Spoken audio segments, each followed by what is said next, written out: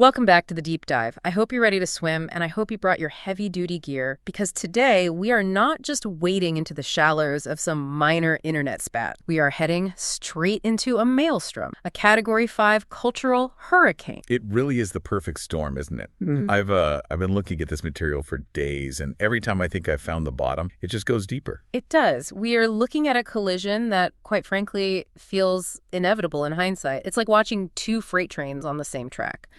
On one side, you have Christopher Nolan, the titan of modern cinema, the man who gave us Oppenheimer, The Dark Knight, Interstellar. Right. He is the guy who basically is the box office right now. He's the last of the Mohicans in a way. The last director who can demand a massive budget for an original idea or, a classic adaptation, and people will show up just because his name is on the poster. Exactly. And on the other side of the tracks, you have Homer's The Odyssey, the absolute bedrock of Western storytelling. The foundation. The story that taught us what a hero, and smashing right into the middle of both of them, derailing the whole thing, according to our source, is the modern, raging American culture. It's a heavy mix. You're taking a 3,000-year-old epic poem, filtering it through the lens of a 2026 Hollywood blockbuster machine, and then subjecting it to the scrutiny of a very, very polarized political climate. And the sparks are flying. The film is set to release on July 17th, a prime summer slot, but the battle is already raging online. And I don't mean just people are tweeting. No, this is way beyond that.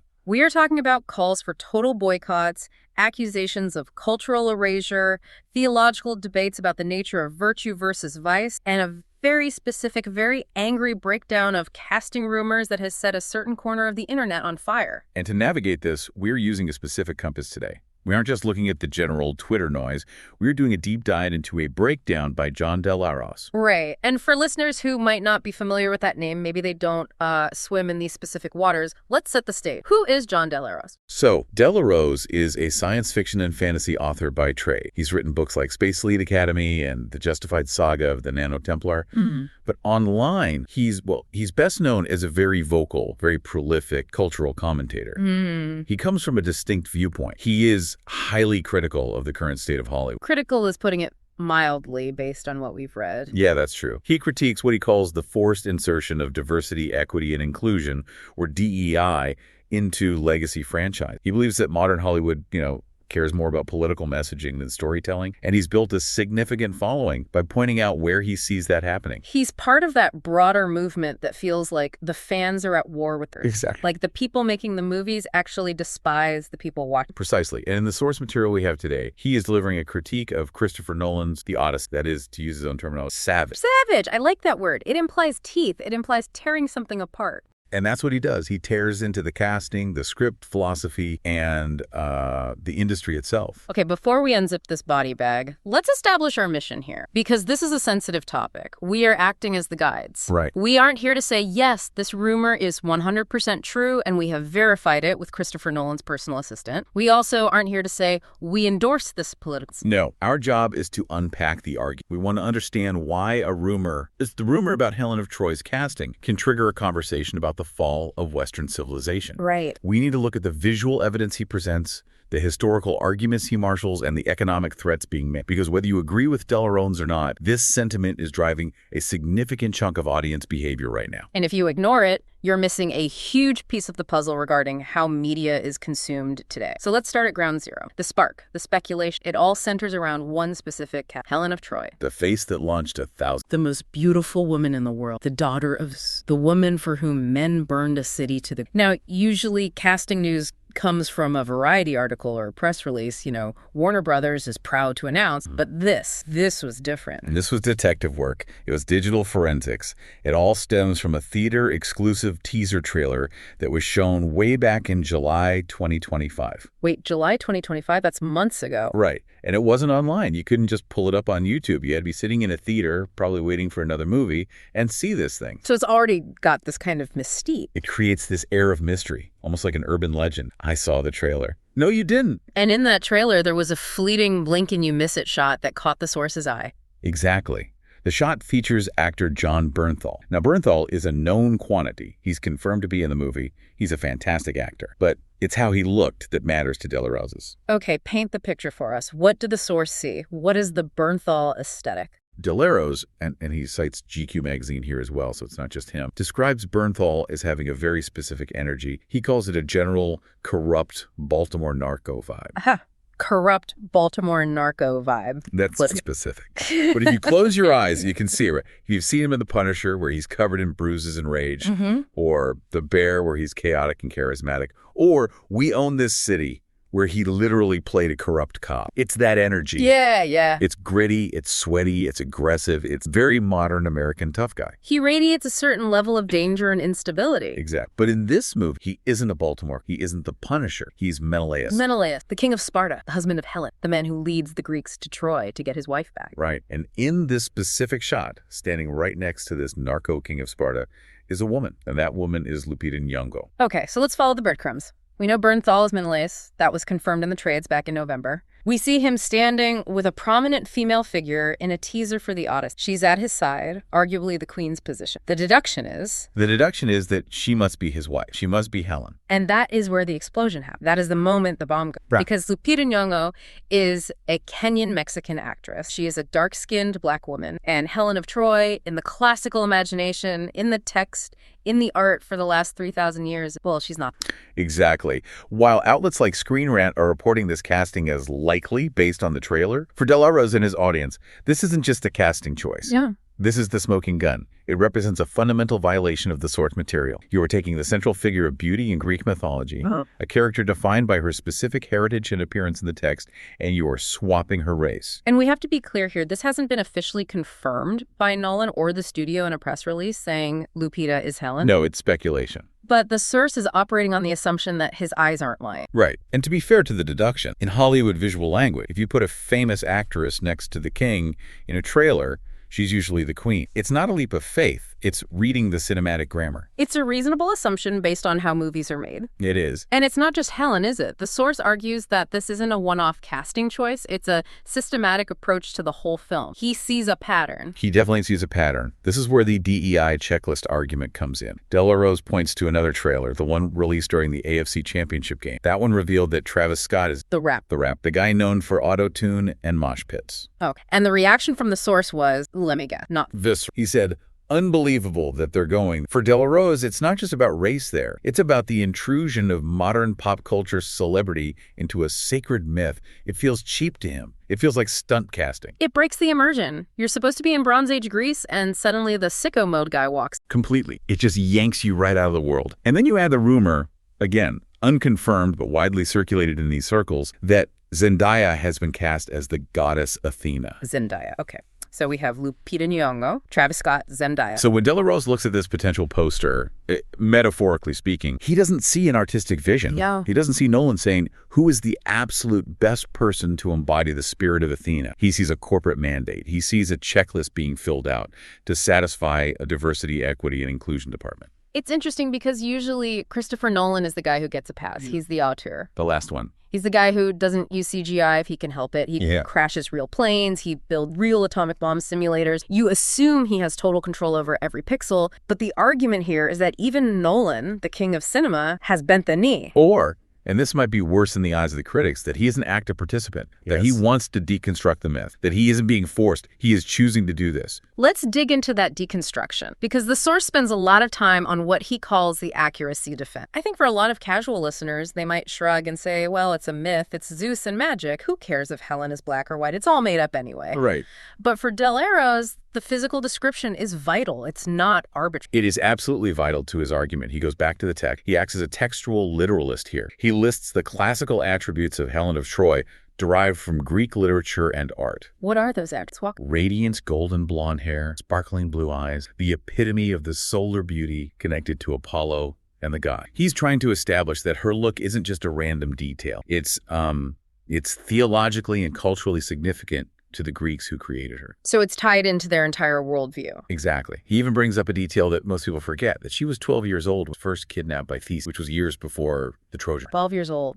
Yes. The mythology is complicated and often disturbing by modern standards. But his point isn't to defend the age. It's to highlight that there is a canon. There are specific descriptions. He is presenting the Greek ideal. I see. To the ancient Greeks, Helen wasn't just a generic pretty woman. She was the physical embodiment of divinity on earth. Her appearance was specific to the geography and the genetics of the people who invented her. So contrasting that golden, specific Greek image with Lupita Nyong'o is intended to be a jarring visual shock. He wants the listener to feel the dissonance. Exactly. He wants you to look at the description and look at the actress and say, these two things do not match. It's not a commentary on her as an actress, but on the visual choice itself. And he uses a pretty provocative analogy to drive this home. I mean, this is the line that really jumps out of the transcript. Yeah. He brings up Sydney Sweeney and Rosa Parks. He does. It's a rhetorical grenade. Yeah. Yes, sarcastically.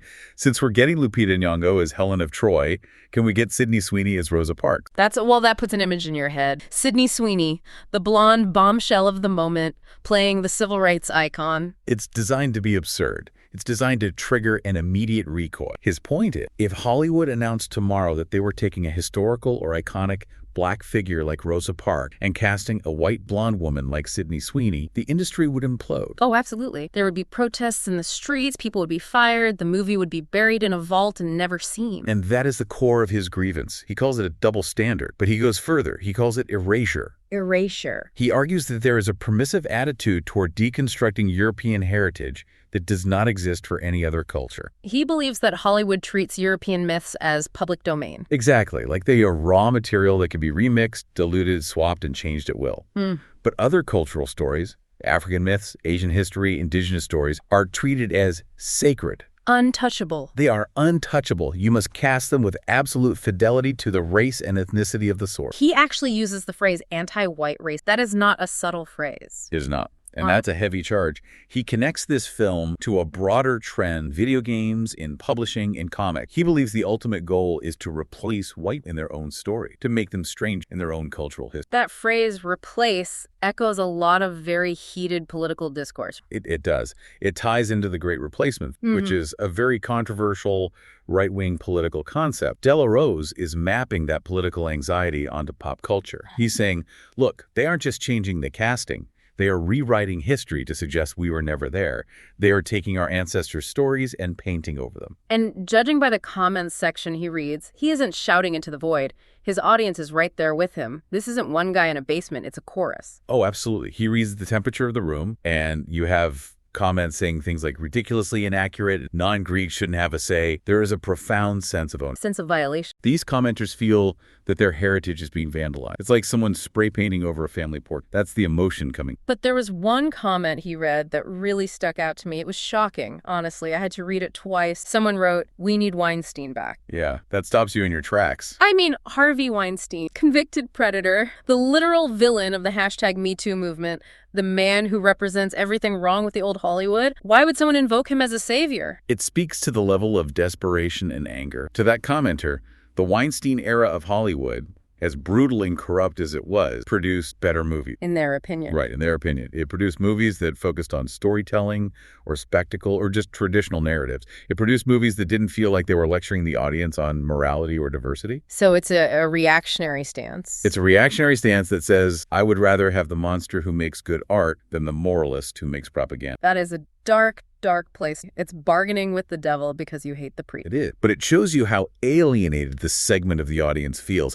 They feel like the current leadership of Hollywood hates them, mocks them, and wants to replace them. So they look back at the old villains and think, well, at least he just wanted to make money. And this brings us to the next layer of the argument. De La Rose says this isn't an accident. This isn't just a casting director making a quirky choice for one movie. This is conditioned. Right. This is segment 3, pattern recognition. If you follow this sphere of commentary, the anti-woke YouTube sphere, you know they're obsessed with patterns. They collect examples like evidence in a trial. De La Rose argues that the audience is being conditioned, like Pavlov's dogs. Ooh, the boiling frog. The boiling frog, the classic metaphor. If you throw a frog in boiling water, it jumps out. But if you put it in cold water and turn the heat up slowly, it cooks to death without ever realizing. De La Rose argues that Hollywood introduces these changes incrementally. How so? What's the progression he lays out? First, it's a side character in a TV show. Nobody complains too much. Then it's a main character in a streaming adaptation. Then it's a historical figure in a documentary. Then it's a superhero. He points to He-Man. Oh man, He-Man, Masters of the Universe. I remember that controversy. That was live. He points out that characters who were white in the original 80s cartoon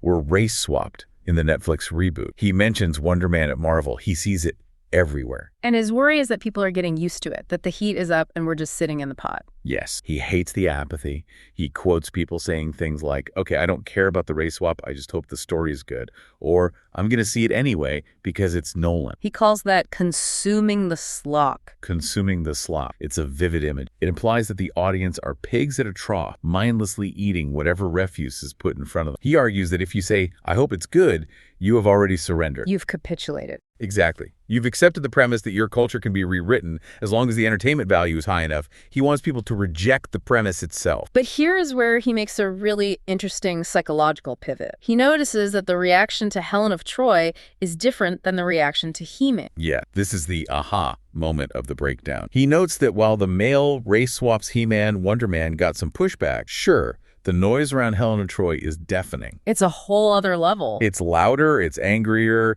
it's more sustained. Why? Why is Helen different from He-Man? He calls it the simp factor. Ah, the simp factor. Yeah. Okay, explain that for the listeners who aren't chronically online. What is a simp? So in internet slang, a simp is a derogatory term for a man who is overly eager to please women, usually in a pathetic or submissive way. Yeah. But Del Aros is using it here slightly differently. Okay. He's using it to describe a deep-seated instinct in men to protect the feminine ideal. So, men might shrug if a male hero gets chained.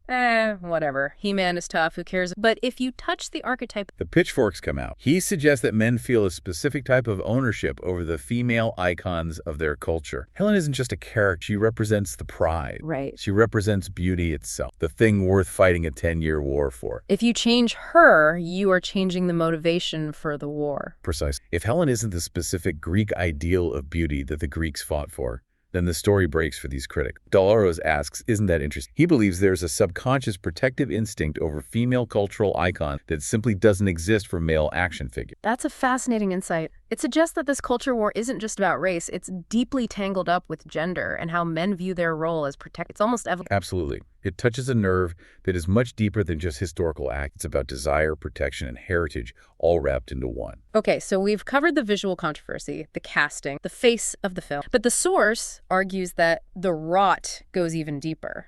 It's not just about who is on the screen. It's about the philosophy of the film itself. We need to talk about scientific mythology. This is where we leave the surface level, the skin color debate, and get into theology, into the metaphysics of the movie. Del Aros quotes an interview Christopher Nolan gave to Empire magazine. In it, Nolan claims to have cracked the mythology of the Odyssey. Cracked it, like a code, like it was a puzzle that needed solving. Like a problem to be fixed. And the problem apparently was the god. The gods are a problem in a story about the gods. The Odyssey is literally about a man being punished by Poseidon and helped by Athena. How do you tell that story without God? For a modern filmmaker like Nolan, the gods are unrealistic. They break the immersion of a grounded, gritty world. How do you make Zeus and Poseidon work in a realistic IMAX movie without it looking like a Marvel movie with guys in capes? So what is Nolan's solution? What's his crack? His solution is to strip away the supernatural entity and explain it through science and nature. So no guy in a toga throwing lightning bolts from a cloud. No. Yeah. In Nolan's version, the characters witness a volcanic eruption or a massive earthquake or a violent storm. And because they are ancient people without Wikipedia, they are superstitious. They perceive those events as the actions of the god. I see. So this storm is just a storm, but Odysseus thinks it's Poseidon. Exactly. Nolan says in the interview, the evidence of the supernatural is all around these people. Yeah. But it's not even the evidence of the god. They're seeing the actions of the gods in nature. It sounds psychological, like he's making a movie about the belief in gods rather than the reality of the gods. Exactly. And to a secular critic or a modern audience member, that sounds smart. It sounds grounded. It sounds like Interstellar taking high concepts and grounding them in physics. But to Del Aros. To Del Aros, this is a negative secularization, vandalism. Strips the magic out. It strips the truth out from his perspective. It turns the divine into a delusion. It turns the heroes into ignorant primitives who are scared of thunder. And he connects this approach to another figure, Emily Wilson. The translator, I've heard of her. Yes, Emily Wilson was the first woman to publish a full translation of the Odyssey in English back in 2017. It was a huge deal in the literary world. Her version was celebrated for being accessible and sharp. But in the circles Del Aros runs in, she is a villain. Why? Because she's a woman translating Homer. Partly, but mostly because she was open about bringing a critical modern lens to the text. She looked at how female characters were treated, how the slaves were treated. She made translation choices that highlighted the brutality of the patriarchy in the story. Delarose accuses her of intentionally trying to expose the cracks in the patriarchal fantasy. So he sees Nolan and Wilson as allies in the same war. In a sense, he sees them both as deconstructionists. They aren't retelling the story to honor it. They are retelling it to fix it. They're looking at the ancient world and saying, how can we make this palatable to modern secular liberals? How can we take out the toxicity and the magic and leave just the drama? And the source counters this with a concept called virtue. He brings in the heavy artillery, St. Basil the Great. We're going back to the 4th century. We are. St. Basil was a Christian theologian. Now, the early Christians had a complicated relationship with pagan texts like Homer. But St. Basil argued that Christians should read Homer, even though it was about false gods, because it was a praise of virtue. A praise of virtue. Explain that. The idea is that Odysseus' journey isn't just an adventure, it's a moral curriculum. It's about endurance. It's about loyalty to your wife. It's about cleverness. It's about honoring the divine order of the universe. The gods represent that order. And Delarose thinks Nolan is removing that. He thinks Nolan is turning it into a story about superstition and identity politics. If you remove the actual existence of the god, you remove the divine order. You are left with just men stumbling around in the dark, projecting their fears onto volcanoes. Yeah, I see. It turns a story of heroism, of man overcoming fate, into a story of psychology, of man overcoming his own ignorance. That is a profound difference. It's not just a movie argument more. It's a spiritual. It is. It's a battle between a re-enchanted world where myths are real and virtue matter, and a disenchanted modern world where everything is just science and power dynamics. So if you believe all of this, if you believe the casting is an erasure of your race, and the script is an erasure of your spirit, and the director is deconstructing your heroes, what do? What is the logical next step? You stop paying them. The boycott. The boycott. This is the economic weapon. Yep. And this was kicked into high gear by the Travis Scott cast. That was the tipping point for many. The source cites Milo Yiannopoulos here. Another very controversial figure, a provocateur. Very. When Travis Scott appeared in that trailer, Milo went to X, formerly Twitter, and issued a decree. I have it here. He said, do not buy tickets, starve them until they die, or reverse course. Starve them. That is violent language, economic violence. It's total war. It is. The argument is that the only thing Hollywood understands is money. You cannot tweet them into changing. You cannot write angry letters. You have to cut off the revenue stream. But he also argues that hate watching is a trap. Explain, because I think a lot of people do that. Well, a lot of people watch these movies just to make fun of them. They buy a ticket, sit there with their friends, and laugh at how woke it is. Then they go home and make a YouTube video about how bad it was. They engage with the content, ironically. But the studio still got their $20. Exactly. To the studio, a hate watch dollar spends exactly the same as a fan dollar. It boosts the opening weekend number. It justifies the sequel. Milo and Delarose are saying, no, you have to completely disengage. If you buy a ticket, even ironically, you are funding the very machine that you claim is destroying your culture. But here is the twist, and I found this to be the most surprising part in the source material. Delarose isn't just angry at Hollywood. No. He is furious with his own. This is the internal critique. And it's fascinating because it reveals the fractures within the movement. He calls out conservative, his own audience, his own allies for being clapping seals. Clapping seals, that is not a compliment. No, it's an image of a trained animal that just barks and claps whenever a fish is thrown at it. He claims that 50 to 75% of conservatives will still go see this movie. Why? If they hate the ideology, why show up? Because they just want to enjoy Hollywood. They want to turn their brains off. They want to eat their popcorn and watch the pretty explosions. They have a fear of missing out. They want to be part of the cultural conversation. So they compromise. Exactly. Delarose is saying, you guys are funding your own destruction because you're bored. He's frustrated by the lack of discipline. He believes the boycott fails, not because Hollywood is too strong, but because the audience is too. He actually mentions that he lost subscribers when he criticized the He-Man. Really? Yes, he says he lost fans because even the anti-woke audience has a limit. Sometimes they just want to be excited about something. They want to say, oh, but Sydney Sweeney is in it, or, but it's Christopher Nolan. He's one of the good ones. And Delarose is the guy in the corner screaming, no, stop settling. He is not one of the good ones. He's the purist. He's the hardliner. He's demanding a total rejection of the mainstream. He says, don't just hope it survives the casting, reject the premise entirely. It's a hard sell.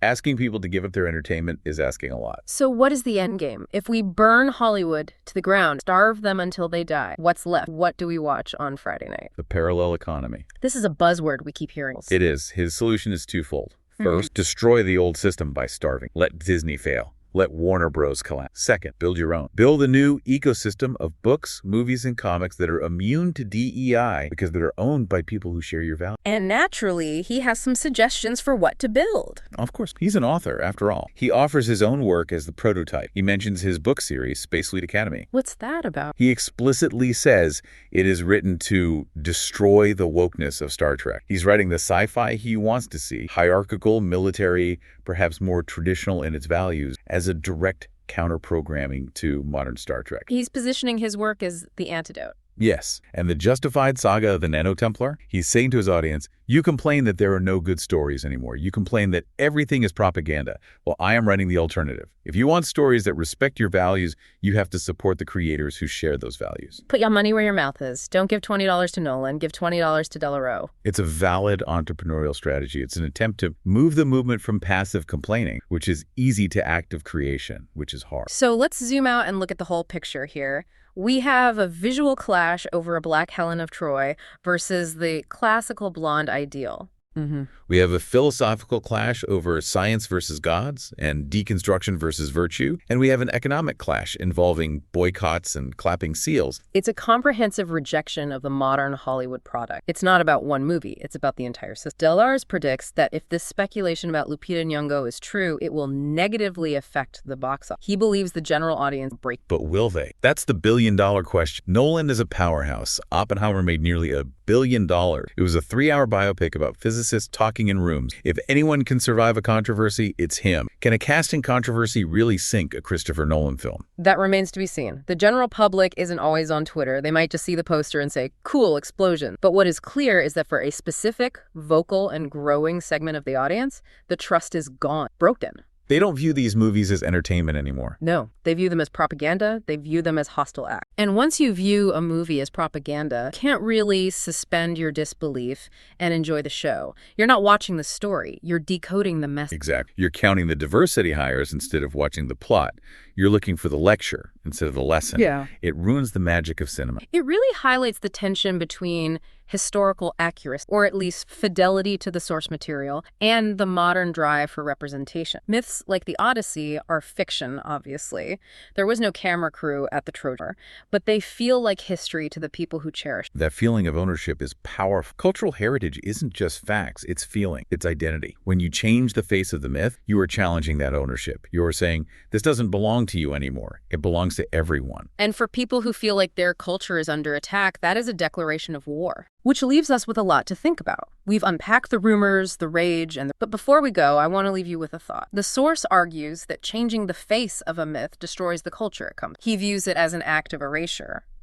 But if we look at history, myths like the Odyssey have been retold, morphed, translated, and adapted for 3,000. The Romans changed it to make themselves look better. They wrote the Aeneid as a fanfic sequel to claim they were the heroes. Renaissance painters changed Helen to look like an Italian noblewoman. Victorian poets changed Odysseus into a repressed... So the provocative question is this casting actually a destruct story, as Del Aro? Is this the straw that breaks the camel's back? Or is it just the latest, albeit very controversial evolution in a story that has never actually stood still? Who owns a myth? The people who wrote it down first, the people who have guarded it for centuries, or the people telling it right now? Something to mull over while we wait for that July 17th release date. We'll be watching the box office and the comments section very closely. Thanks for listening to The Deep Dive. See you next time.